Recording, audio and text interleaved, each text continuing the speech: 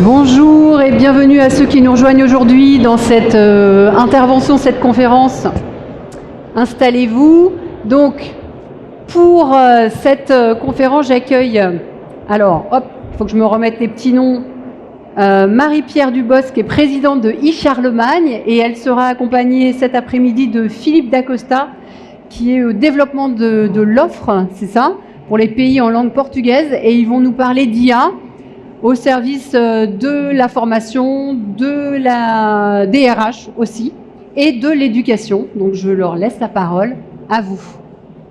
Bonjour tout le monde, donc Marie-Pierre Dubosc.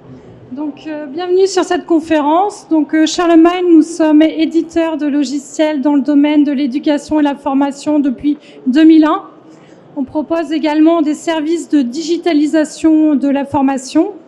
Donc avec l'arrivée de l'IA, donc on a réfléchi à quels services on pouvait proposer à nos utilisateurs qui sont aussi bien des formateurs, des stagiaires, des apprenants, des responsables de formation et des ressources humaines.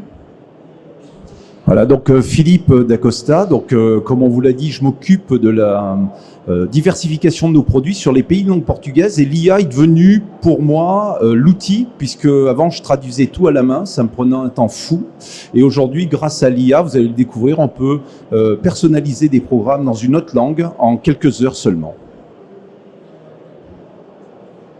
En petite valeur d'usage. Alors Marie-Pierre, tu peux nous présenter peut-être comment ça fonctionne, tout ça, et en quoi l'IA est vraiment un accélérateur de projet. On va essayer de vous prendre des study cases pour que vous puissiez voir ça. Oui, donc tout d'abord, la partie projet de formation. Comment l'IA va vous aider à aller plus vite dans vos projets de formation? Donc premier niveau, l'IA va vous aider à créer et mettre à jour des formations. Donc, on pourra voir des exemples juste après. L'IA, bien sûr, est un accélérateur pour l'analyse et l'automatisation de vos différents processus de formation. L'IA va vous aider, bien sûr, à personnaliser vos contenus de formation, vos parcours de formation et proposer des accompagnements virtuels des différents utilisateurs avec la mise en place de chatbots. Enfin, on fera un petit point aussi sur la partie confidentialité, parce qu'il y a beaucoup de questions sur ce sujet. Donc c'est un accélérateur, mais il faut faire attention à cette confidentialité. Donc premier exemple, l'accélérateur dans la mise en place de création de formation ou de mise à jour de formation. On va prendre l'exemple mis en place avec l'outil K2R2. K2R2, c'est un de nos outils de la gamme basé sur l'IA de Charlemagne. Donc avec cet outil, vous allez pouvoir créer des formations, soit pour éviter le syndrome de la page blanche, donc c'est-à-dire ex nihilo, à partir de quelques mots-clés, vous allez pouvoir créer des formations. Donc on verra le détail juste après. Soit à partir de bases de connaissances que vous avez déjà ou de bases de connaissances qui sont traitées par IA, on pourra les utiliser comme contenu. Et l'IA va les synthétiser pour proposer aussi des contenus de formation. Soit évidemment, vous pouvez importer des fichiers type PDF, PowerPoint que vous avez déjà, ou même des vidéos de conférences ou des séminaires internes sur le sujet que vous voulez traiter. Quel est le résultat? Avec cet outil, vous pouvez donc générer tout d'abord, bien sûr, des contenus de texte, des illustrations sous forme image, générer des plans, des chapitres, des séquences pédagogiques, mais aussi des évaluations, que ce soit des évaluations formatives, sommatives ou des activités pédagogiques. Et la toute dernière nouveauté qu'on a sortie pour le salon, c'est la génération de scénarios et vidéos pédagogiques. Donc à partir de quelques mots-clés ou de données que vous avez importées dans le système, l'outil est capable de générer des vidéos. Donc on va voir tout de suite la démonstration. Donc là, vous voyez, c'est l'interface de l'outil. On peut créer des plans de formation, des cours, des jeux pédagogiques, des plans de coaching, des bases documentaires. Donc là, on s'intéresse sur la création d'une formation. Donc là, vous avez un exemple déjà généré, par exemple, sur activer son réseau, qui est composé d'un discours d'introduction, une liste de compétences, d'objectifs pédagogiques, de chapitrage de vos différents contenus de formation, Dans chaque chapitre, vous pouvez avoir aussi des exercices, des activités H5P qui sont générées. Donc ça peut être par exemple des activités un peu plus engageantes, ça peut être du glisser-poser d'images, des textes à trous, différentes activités que vous pouvez proposer à vos apprenants dans le cadre de ces formations en ligne. On pourra voir aussi que ce contenu peut être utilisé au format présentiel. Là, on vous montre un exemple e-learning, mais le contenu géré peut être utilisé au format présentiel puisqu'on a des exports PowerPoint ou Word aussi.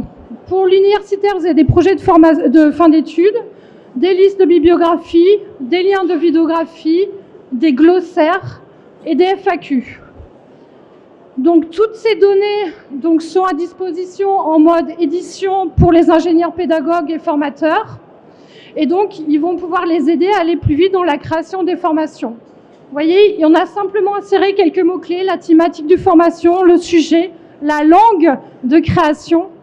On a des fonctionnalités avancées pour paramétrer combien de chapitres je veux, combien d'exercices je veux. La source, il faut savoir que K2R2 est basé sur plusieurs IA qui sont à votre disposition. Vous pouvez choisir l'IA. On a même des IA internes qui seront donc plus sécurisées. Également, pour la création, vous pouvez importer un document Word, un support de formation existant au format PowerPoint ou une vidéo comme je l'ai indiqué tout à l'heure. Donc, je vais laisser la parole à Philippe. Alors, comme vous avez pu le voir, ça traduit automatiquement en portugais. Donc, du coup, maintenant, je suis prof de Pilates chez Charlemagne, puisque j'ai largement de temps. La machine fait le travail pour moi. Alors, pour vous donner un ordre d'idée du gain de temps, par exemple, on va prendre un study case, on va faire un master en informatique. Sur un master en informatique sur les bases de données SQL, avant, il nous fallait à peu près 2 mois de travail en équivalent temps plein. Donc, bien sûr, avoir un professeur pendant 2 mois qui travaille là-dessus, c'est pas possible. Donc, il lisse sur 6 mois à 1 an son travail. Donc, il nous fallait attendre 1 an pour avoir le résultat de cette formation. Et bien sûr, il fallait qu'elle repasse par les pairs pour être corrigée. Aujourd'hui, avec le système K2R2, donc avec l'IA, on va mettre 2,5 heures de génération. Et on va consacrer simplement 4 jours à la relecture et à l'amélioration du système. Un cours d'à peu près 20 à 30 heures. Ouais, une trentaine d'heures. Donc on va prendre un deuxième study case qui a été fait en France donc par ONEJ. Donc ONEJ, c'est l'association des universités numériques des écoles de gestion. Et Jacques Dang a utilisé notre système pour digitaliser un cours des droits des sociétés. S'il devait faire ça avec ses professeurs, il lui faudrait 40 jours équivalent temps plein pour le fabriquer. Donc sur un délai, bien sûr, on ne peut pas monopoliser un professeur sur 40 jours, donc c'est sur un planning flottant, et à minima c'est 6 mois, et on peut monter jusqu'à 1,5 années pour fabriquer tout ça. Aujourd'hui, avec K2R2, il nous faut 1 heure pour générer le contenu. Et ensuite, il y a 7 jours équivalent temps plein pour la relecture des cours. Donc voilà où on en est avec ça. Alors deuxièmement, on a créé aussi, parce que ça c'est de l'enseignement, ce que vous avez vu c'est de l'enseignement initial. Qu'est-ce qui se passe pour de la formation professionnelle, donc au niveau de formation technique? Là on avait pour une ETI qui s'est basée en Suisse, une formation technique à fabriquer en 6 langues. Si on le faisait tel que c'était conçu avant, il nous fallait 3 à 4 mois pour la collecte de l'expertise. Ensuite, il nous fallait 6 mois d'écriture pour créer les contenus et ensuite 1 mois par langue de traduction. Donc on pouvait faire traduire en parallèle, on partait d'une langue et on traduisait les 5 autres. Aujourd'hui, grâce à l'IA, la collecte de l'expertise se fait par un chatbot, c'est-à-dire on discute avec la machine. Elle récupère ça en à peu près 1 semaine auprès des spécialistes des appareils.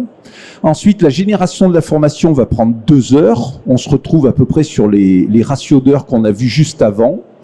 Ensuite, vous avez la vérification et l'amélioration de l'information qui, elle, dure toujours 5 jours parce que c'est fait par des humains. Donc cette partie est incompressible, c'est la validation humaine du contenu.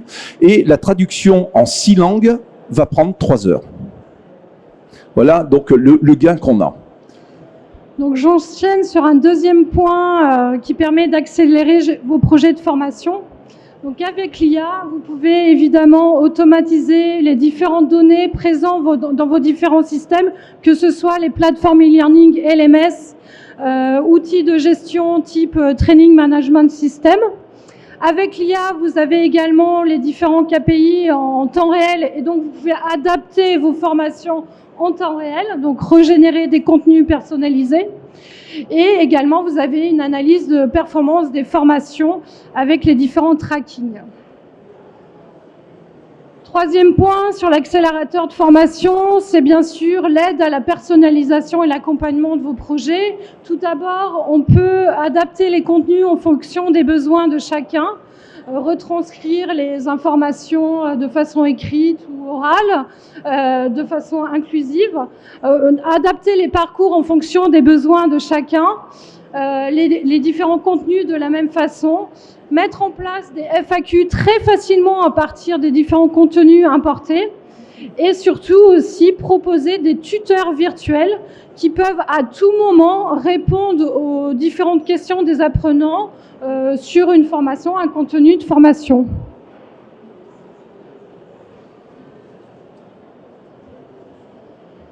Donc on voulait faire un petit point sur la confidentialité quand même, sujet très important pour tout le monde. On se pose toujours la question, qu'est-ce qu'on fait des informations qu'on intègre dans l'IA ou dans les outils de création de contenu de formation? Donc tout d'abord, ce qu'on préconise, c'est une sensibilisation des différents salariés et une formation des salariés à l'IA, pour bien qu'ils comprennent les enjeux de l'utilisation de ces outils. Ça, c'est la base par laquelle il faut commencer. Après, il faut bien expliquer les droits et les sources aussi qui sont liés à la génération par IA. Ce qui est généré par IA, ça n'a pas de droit d'auteur. Par contre, dès que vous modifiez ou dès que vous importez vos données, ça vous appartient. Donc ça, c'est un sujet quand même très important. On voulait faire un petit topo aussi sur l'architecture technique. Je vous ai dit K2R2, c'est un outil multi-IA. Donc on travaille avec les grands fournisseurs d'IA comme Mistral, ChatGPT, Claude ou d'autres. Donc avec des contrats web service, c'est-à-dire qu'on vous garantit par contrat que vos données ne seront pas utilisées pour les entraînements de ces IA. Si vous voulez aller beaucoup plus loin en termes de sécurité, il y a aujourd'hui des solutions sécurisées de façon technique et matérielle, c'est-à-dire d'installer vos propres IA en interne de votre entreprise ou de votre organisme. Alors ça coûte un peu plus cher, ça c'est clair, mais par contre c'est ultra sécurisé et vos données restent en interne.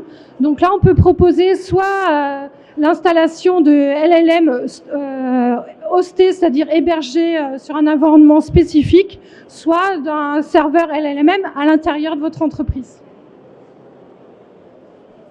Donc ce qui veut dire, j'en profite, ça veut dire qu'on n'est plus connecté à Internet, tout travaille sur un serveur qui est chez vous et qui n'est pas connecté à Internet et avec vos données. Et rien ne sort, rien ne rentre. On continue par la deuxième partie de conférence sur la partie stratégie et ressources humaines. Donc bien sûr, l'IA va être aujourd'hui maintenant intégrée dans tous les processus d'une entreprise. Donc dans la partie ressources humaines particulièrement. Donc il faut intégrer ces données aussi bien au niveau des objectifs de l'entreprise et ses valeurs. On pourra voir des exemples aussi après. L'IA va permettre d'optimiser le recrutement, va permettre d'améliorer la gestion prédictive, de développer les différents talents, de vous accompagner dans cette démarche, également dans la gestion de la performance, d'aider à l'inclusion et à la diversité, ça on en a déjà parlé tout à l'heure. Alors un sujet quand même intéressant, c'est quand on parle avec une IA, il n'y a pas de biais. Quand on parle entre humains, on a tous des a priori, c'est la personne qui est en face de nous, malheureusement, c'est humain, mais c'est comme ça. Donc ça évite aussi certaines choses d'utiliser l'IA. On a également des reportings avancés qui permettent une satisfaction des collaborateurs. Enfin, vous avez commencé tous à avoir des chatbots. Donc l'IA permet de mettre en place des chatbots au niveau des processus administratifs. Un petit schéma intéressant qui permet de voir un peu comment on peut installer l'IA au niveau d'une stratégie ressources humaines. Donc là, vous voyez le plan stratégie d'une entreprise avec bien sûr l'établissement des référentiels de compétences. Dès que vous voyez un petit cas, c'est des outils K2R2 qu'on a pu mettre en place au sein d'entreprises. Donc on peut mettre à jour des référentiels de compétences, on peut générer des fiches de poste, des tests de personnalité, des tests techniques, On peut mettre en place des chatbots d'évaluation et on peut générer des plans de formation qui vont être connectés à vos LMS, à vos SIRH ou TMS. Et qui peuvent se connecter aussi sur ce qu'on a vu précédemment, c'est-à-dire que les plans de formation peuvent être régénérés avec notre K2R2 assistant. Pédagogique. Donc là, c'est un exemple justement d'application de la stratégie RH pour le recrutement. Là, c'est un exemple qu'on a fait dernièrement avec l'entreprise Ascent Service du groupe AGL. Donc, ils nous ont demandé d'utiliser les outils IA pour le recrutement d'ingénieurs informaticiens. Donc, première étape, on a utilisé l'IA pour analyser les CV et lettres de motivation, que ce soit les textes ou les images qui sont inclus dans ces documents. Deuxième étape, on a généré des tests d'évaluation de ces futurs collaborateurs candidats au poste. Donc, en ligne, on a pu générer ces différents tests. Et dernière étape, on a pu finaliser un score à partir d'un agent conversationnel d'évaluation qui va pouvoir poser des questions aux candidats et affiner leur profil de candidat. Évidemment, il y a une dernière étape présentielle que je ne parle pas, mais qui reste dans le recrutement global de cette entreprise. Donc là, on va voir un exemple donc, de K2R2 ressources humaines. Donc là, je vous montre par exemple une fiche de poste rapidement qui a été générée par IA, un architecte logiciel. Vous voyez la description, l'activité, les compétences métiers, savoir-faire, savoir-être, les objectifs RSE, les objectifs de performance. Et là, vous voyez, on va analyser un CV d'un candidat. Donc on importe les fichiers. Bon, ça peut être fait en masse, évidemment, avec une base de données. On peut lancer des tests techniques, comme je vous l'ai dit. Là, c'est un exemple d'un test de personnalité. C'est le test de personnalité Océan que certains doivent connaître, je suis sûre. Donc, il est chronométré. Vous avez le test technique plus pour les informaticiens, là, qui a été généré par IA en fonction de la fiche de poste. Vous voyez à l'écran. Et dernière étape, comme je vous l'ai dit, on peut lancer le chatbot conversationnel pour affiner encore le score de la personne qu'on verra au format graphique. Il y a une synthèse qualitative et quantitative. Donc là, c'est un chatbot qui va interviewer le candidat de façon écrite. On pourrait le faire de façon orale, mais là, c'est de façon écrite. Et ce qui permet d'avoir un score final de ce candidat. Ça va un peu vite, désolé, hein, on est obligé au niveau du timing. Ensuite, vous pouvez voir ici la fiche d'un salarié, donc avec son parcours, parce que donc ces évaluations vont permettre toujours aussi d'affiner l'évaluation d'un personnel déjà en place. Et surtout, l'IA va vous aider à générer vos plans de formation. On a vu tout à l'heure sur le schéma, il y avait un plan de formation individuel ou un plan de formation global. Donc l'IA va vous permettre de proposer ces plans de formation.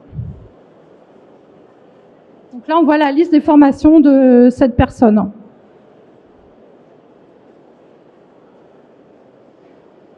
Un autre exemple qu'on a déjà un petit peu parlé tout à l'heure. Dans une entreprise, qu'est-ce qui nous prend du temps et qu'est-ce qui peut être dangereux? C'est de perdre le savoir-faire d'une entreprise. Vous avez un salarié qui parle, qui vous quitte pour partir à la retraite. Comment je récupère ça? Eh bien, on va pouvoir créer une base de données d'expertise. Un chatbot va discuter avec cette personne et récupérer ses savoir-être et ses savoir-faire. Et elle va les stocker, les indexer pour qu'on puisse les stocker dans la machine et créer les formations pour former la prochaine génération. Alors c'est quelque chose qu'on n'a pas beaucoup de temps pour faire dans les entreprises et ça, grâce à l'IA, on peut le faire très facilement et ne pas perdre des savoir-faire. Et bien sûr, autre chose, si cette ETI est en Suisse, elle est sur 3 langues déjà. Vous avez le français, vous avez l'allemand, le suisse germanique et vous avez l'italien. Donc ici, on peut générer à partir de la récupération de données provenant de personnes de langues différentes, synthétiser tout ça et le régénérer dans les 3 langues utilisées sur le territoire suisse. Et bien sûr, plus, puisque nous, on gère jusqu'à 30 langues aujourd'hui. Oui. L'outil K2R2 est disponible en 30 langues aujourd'hui. Et donc, après la génération de la formation que Philippe a présentée, on va pouvoir du coup mettre en place un chatbot d'expertise. Donc, à partir de toutes les informations collectées, automatiquement, un chatbot est à disposition des des nouveaux apprenants ou des personnes qui ont besoin de cette expertise pour leur travail. Donc là, on peut voir rapidement du coup la mise en place de cette base de données documentaire. Là, c'est un autre exemple sur la mise en place d'une base de données sur un outil qui est notre outil Conosys. On a importé tous les manuels de cet outil, les supports de formation de cet outil. On a lancé des campagnes d'audit pour aller chercher l'expertise auprès des sachants via chatbot. Et après, donc, on peut générer la formation à partir des IA, mais aussi à partir de la base de connaissances qu'on a mis en place au sein du système. Et donc aujourd'hui, nous avons un chatbot à disposition de nos utilisateurs Conosys. Et donc, quand ils veulent savoir comment utiliser telle ou telle fonctionnalité, directement, l'IA va lui répondre.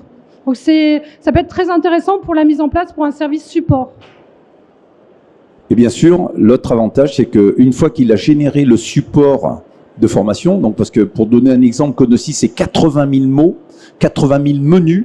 Faire une documentation sur 80 000 menus, c'est énorme, c'est monstrueux. Ben, grâce à l'IA, on va beaucoup plus vite. Et surtout, si on fait des modifications, ça impacte directement toute la structure grâce à l'IA. Et deuxièmement, si on doit traduire, c'est quelques heures de travail. Et le chatbot peut être interrogé en différentes langues, évidemment, également. Voilà, donc on finit légèrement en avance, mais c'est pas grave, on va avoir du temps pour les questions-réponses, je pense. Voilà, donc si vous avez des questions, c'est le moment. Sinon, on est au stand T13, comme vous pouvez le voir, et vous avez vu qu'il y a un QR code. Donc, vous pouvez prendre vos smartphones et vous amènera directement sur la page Internet de notre solution K2R2 pour avoir plus d'informations ou solliciter un rendez-vous pour une démo. Il y a une question juste devant. Je vous amène le micro, ça sera plus vite fait. Bonjour, merci, c'est très intéressant. J'avais une question pour le K2R2 et donc on va concevoir des formations. Est-ce que comment on les plug à notre LMS? Oui, donc K2R2 c'est une solution qui est ouverte, c'est-à-dire l'outil vous permet de générer ces formations, mais après elles vous appartiennent. Donc vous pouvez faire un export SCORM pour les plateformes LMS. Si c'est pour une formation présentielle, on a un export PowerPoint ou Word également. Et on a des connecteurs aussi directement, par exemple pour les universitaires Moodle. Ça, tu m'enlèves les mots de la bouche. Ouais. Voilà. Est-ce que ça répond à votre question, madame? Parfait. D'autres questions? À moins qu'on ait été parfaitement clair. On avait rodé le truc, hein, quand même. Ah, oui, monsieur. Question. Monsieur. Okay. Oui, donc, merci, j'ai trouvé très intéressante votre présentation. Il y avait un point que vous avez présenté, monsieur, concernant la récupération de l'expertise à travers les chatbots d'une entreprise, qui est un point clé, qui concerne à la fois son avantage concurrentiel, ses capacités à recruter, ses capacités à fidéliser, etc. Mais comment faites-vous concrètement, sachant que ça peut être une des craintes des acteurs de l'entreprise, bien sûr, pour récupérer cette information? Alors, tout dépend du degré de sécurité souhaité par l'entreprise. Soit c'est des données qui sont pas si secrètes que ça et que finalement c'est juste du savoir-faire et là il n'y a aucun souci, on laisse sur Internet. Maintenant, imaginons que ça soit quelque chose de l'industrie très très pointu. Eh ben, on peut installer, comme l'a dit Marie-Pierre, un système fermé, ce qu'on appelle dans le jargon un RAG, c'est-à-dire un serveur sur lequel est installé l'IA et qui va interroger les personnes, et ça reste en interne dans l'entreprise, même nous, on n'y a pas accès. Et donc, c'est l'entreprise qui récupère ces données, alimente sa banque de données et la réutilise quand elle le souhaite. Et donc ça, c'est en interne. Ça vous répond à votre question? Oui, en grande partie, mais une question reste, c'est comment s'assurer la bonne volonté des acteurs pour délivrer cette information? Alors, excellente question. C'est alors, il y a une petite ligne, c'est la sensibilisation du personnel à l'utilisation de l'IA. Alors, il y a deux cas de figure. Quels sont ceux qui ont déjà utilisé l'IA ici, par exemple Gemini sur leur téléphone, qui ont déjà utilisé? En général, quand on fait un sondage sur ceux qui ont déjà utilisé, ils sont convaincus de la puissance. Ceux qui ont peur, c'est ceux qui n'ont pas encore utilisé. Donc si on fait utiliser à ces salariés l'outil, on se retrouve dans la tranche favorable où 78% des personnes sont favorables à l'utilisation de l'IA et ils voient qu'en fait leur savoir va être gardé avec leur nom, il y aura leurs données et ils sauront que c'est eux qui sont auteurs de ce savoir et qui l'auront laissé dans l'entreprise, ce qui est leur, je dirais, leur contribution à l'histoire de l'entreprise. Oui. Vous avez, dans le chatbot qu'on Vous a en prie. montré, il y avait la source du document. Voilà. Ça peut être l'auteur aussi qui peut être cité dans la source. Je crois qu'il y a une autre question, monsieur, oui. Peut-être. Merci pour très bonne question. Hein. Bonjour, merci de prendre ma question. Comment voyez-vous l'utilisation de l'IA et de vos solutions? Quel impact ça aura sur les départements de formation interne? Quelles sont les compétences? Qu'est-ce que vous observez voilà, depuis la mise en place de vos solutions? Je vais répondre. Alors, en fait, le métier se déplace. C'est-à-dire que maintenant, toute cette partie très rédactionnelle, par exemple, faire un plan de formation aux normes Calliope, ça prend un temps fou. Vous avez vu que cette semaine, Calliope a encore changé. Donc, faut reprendre tous les plans pour vérifier s'ils sont compatibles. Là, l'IA va le faire en quelques secondes. Donc, toute la pénibilité va pouvoir être transférée sur la machine et on pourra consacrer plus de temps à la partie humaine, c'est-à-dire à l'interaction avec les autres personnes, L'animation, à l'animation, à prendre les soucis des gens, parce qu'avant on n'avait pas le temps. Beaucoup de gens dans les formations dans le RH se cachent derrière la partie administrative parce que ça leur prend un temps de malade et qui sont aussi, ils ont peur d'aller au contact des autres salariés et là ils auront plus de temps pour développer cette compétence, puisque c'est l'IA qui va pouvoir faire du versionning. Alors, je vais vous prendre un exemple. Très vite, une formation qui est faite pour des personnes, je dirais, qui ne sont pas en situation de handicap, on peut la transformer pour des personnes qui sont en situation de handicap en quelques clics et en quelques minutes. Ce qui n'était pas possible avant. Ce qui n'était pas possible avant. On ne le faisait pas forcément, Voilà. malheureusement. Et donc, quand les sociétés voyaient avaient peur de ce travail supplémentaire, tout ce que ça allait déclencher, ben aujourd'hui, c'est plus du temps, parce que c'est la machine qui le fait. Par contre, c'est plus une discussion humaine et passer du temps sur l'humain. Ça répond à votre question? Parfait. Merci beaucoup. Je vous propose de les retrouver ensemble T13, c'est ça? Oui, c'est T13, ça. et on peut les applaudir pour leur présentation. Merci beaucoup. Merci à tous. N'hésitez pas à nous contacter. Contactez-nous pour en savoir plus sur toute la gamme K2R2 et comment l'intégrer à votre système d'information.